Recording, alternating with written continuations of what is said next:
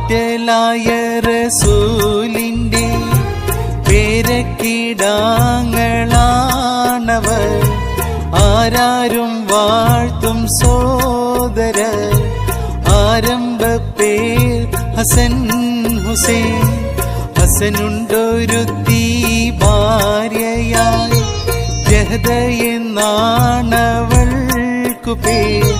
ശത്രുപക്ഷത്ത് നിന്നവൾ വഞ്ചനയായി പിറന്നവൾ. ആറ്റലായ റസൂലിന്റെ പേരക്കിടാങ്ങളാണവർ.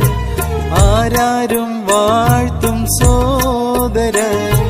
ആരംഭ പേർ ഹസൻ ഹുസൈൻ.